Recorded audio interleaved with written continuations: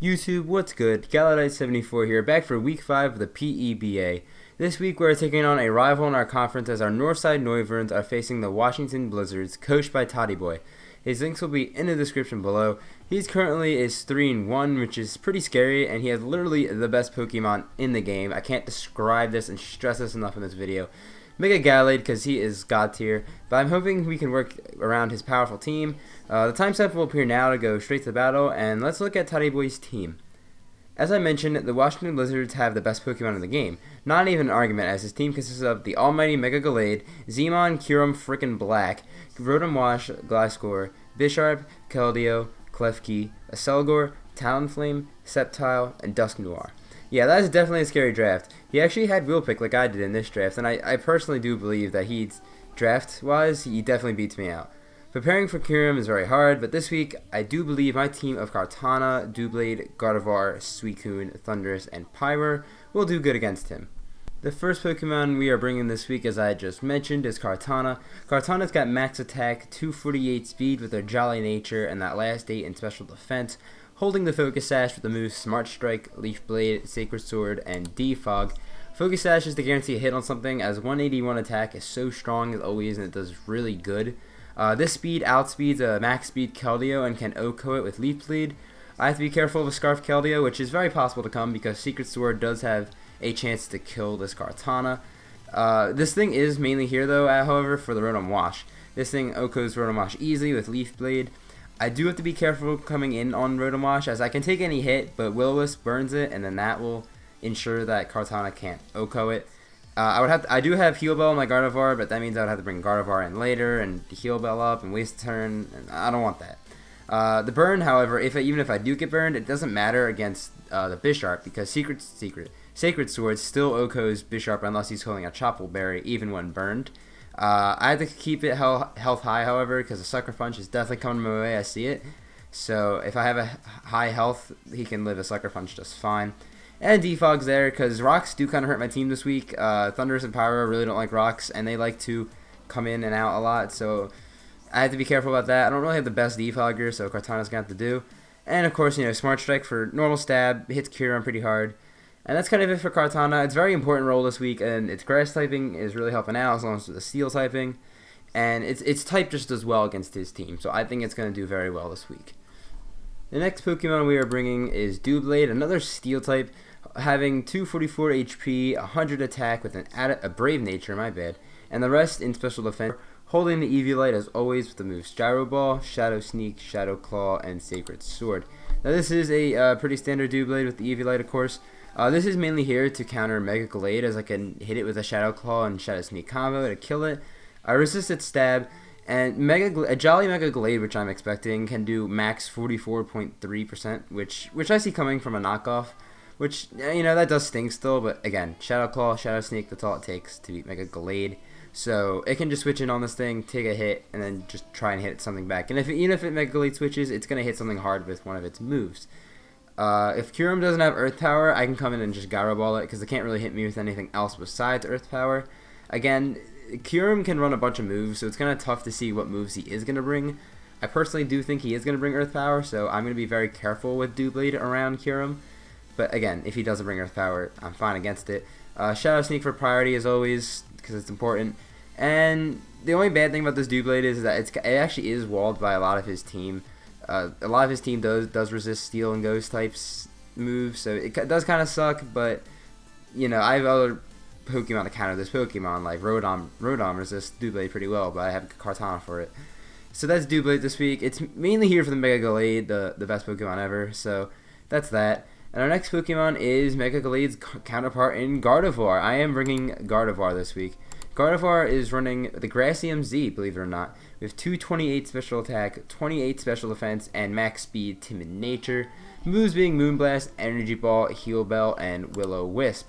Now, the Gracium Z is for the Rotom Wash. Again, Rotom Wash is very scary. I don't like facing Rotom Wash, even though I did kind of want Rotom Wash drafting it this year. Because Gracium Z has a very, very, very high chance to OHKO Rotom, unless it's like max special defense, max HP. And I'm running Energy Ball because I can 2-KO it, even if I don't have to use the Gracium Z. This Gardevoir does beat a I do see it having Earth Power over an Iron Head because Earth Power covers more of my team, I think. Don't quote me on that. So this thing can just hit it with Moon Blasts and wear it down, beat it basically. I can also beat Keldeo, but I don't want to switch in on it because Hydro Pump does over half to Gardevoir, and obviously Gardevoir is not as fast as Keldeo. So I have to be careful switching around into it, but Moonblast and Energy Ball, especially Moonblast, I think does the job. And Heal Bell, again, for things to get burned, like if Doublade gets burned by any chance, I can just Heal Bell it later. Same with the Kartana, so I thought it was really useful for this week. And Will-O-Wisp to burn like Mega Gallade or any of his physical attackers. So that's the Gardevoir for this week. I'm very happy in bringing Gardevoir versus Mega Gallade. It's a cool matchup in my opinion. The next Pokemon, our fourth Pokemon on the team we are bringing this week is Suicune. Suicune is holding the leftovers with 248 HP, 208 defense, 52 speed with a timid nature, with the moves Calm Mind, Scald, Substitute, and Toxic. Now this is the big defensive wall of the week. This wall is Gliscor completely, and it can try and sub to avoid a Toxic on Gliscor, because Gliscor can Toxic and be annoying with Poison Heal and Protect and sub and all that. But if I can avoid that, I easily beat this thing. Main switch, it is also my main switch into Talonflame this week. I have to be careful of a +2 Talonflame, but even then, I should be able to take care of it quite fine. Calm Mind is there to set up with Substitute at some point in the match if I get a chance. I don't see it happening completely because Kyurem has Fusion Bolt and that does like a boat ton to even a defensive Suicune, so I don't know if that's actually going to happen, but if it does, that'd be pretty cool. I can also switch in on Bisharp as well, but just like Talonflame, I have to be careful of a +2 Bisharp because then that thing just starts to do hella damage to Suicune, especially with like a knockoff Sucker Punch combo. That hurts. And Scald instead of Surf because burns are important. Bisharp being burned cripples it, cripples the Gallade, cripples like physical Sceptile. I think. Who else? It cripples a lot on his team. In a nutshell, cripples Gliscor too. That's another Pokemon. So that's what Suicune's there for. Our next to second last Pokemon of the week we are bringing is Thundurus. Thundurus is holding the Expert Belt with max special attack, 248 speed with a timid nature, and the last 8 in defense. Moves being Flash Cannon, Volt Switch, Thunder Wave, and Hidden Power Ice. Now the Expert Belt there is for the damage, as I don't want to lock myself into a move this week with any choice item, and I don't want to take any extra damage with Life Orb. So Expert Belt is the next best item in my opinion, of course. But I did throw on T-Wave with Prankster, of course, because it's a good ability. Because it really cripples his fast mons like Gallade, Talonflame, Selgor, and even Sceptile, and even Scruff Kyurem as well. And I feel like if I can cripple those Pokemon down, I can really whittle down his team and take advantage of his slow speed stat. Volt Switches for Momentum. He's only switching to Volt Switch as Gliscor because he's immune. And if he does bring in Gliscor, I have HP Ice, which will OHKO it. I think even Special Max Def and Max HP, I OHKO it. I could be wrong, but I think that's how it is. And I have Flash Cannon to hit Kyurem. I originally didn't have Flash Cannon. I don't remember. I think I had Agility on this thing originally. But I decided I wanted to hit Kyurem in some type of way because Volt Switch and HP Ice do pitiful damage. So Flash Cannon is going to do a huge chunk, over half. It's a 2-ko. And besides Ice Beam, you can't really touch, Kyurem cannot touch Thundurus too much. So that's it for the Thundurus. The final Pokemon of the week is Pyroar. Yes, I did say Pyroar. Pyroar is holding the Choice Scarf with max special attack, 168 speed with the Timid Nature, and 88 in special defense. Moves being Flamethrower, Hyper Voice, Hidden Power Ice, and Endeavor. This is Pyroar's first appearance of the year. I've been wanting to use Pyroar forever, but I feel like the team matchup wasn't good up till this week, because his team is hella weak to fire, and Pyroar is my best fire type, my only fire type. And I thought it would do well in this matchup, as a Scarf Pyroar is really useful. This outspeeds and beats his Selgor unless it's a Scarf Final Gambit Selgor, which is actually terrifying because I have no answer to that whatsoever. This also outspeeds and beats a Sceptile that's minus Focus Blast, but I don't think he's going to hold Focus Blast on a Sceptile because Focus Blast is one of the most unreliable moves in the face of the earth. So I can just switch in and freely click Flamethrower and that will kill Sceptile, and same with the Selgor because they have pitiful defenses. I can take on Klefki as well. I don't really want to be paralyzed with T-Wave Prankster, but 1v1 in a 1v1 situation, Pyroar does beat out Klefki, so that's good. And HP Ice is to cover the Gliscor as well. I want to cover that Gliscor as much as possible because Gliscor is very annoying with like healing and all that stuff.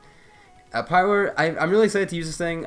I don't know what else to say about it. I'm excited. That is our team for the week. I hope, as you noticed, there is no Mega Venusaur, and we are bringing Pyroar, as I just said it. It's definitely a change. I'm bringing Venusaur, our own captain, so it's going to be a weird adjustment because I like using Megas as in my battles. I just feel it didn't do good in this battle, in this matchup. Like Clefable last week, I had to find out what set Kieran was going to be ASAP in this battle in order for me to like adjust to it, so I can handle it accordingly. Without further ado, I mean, here is my Week 5 battle. I hope you guys enjoy it, and we're gonna go over the battle after it happens.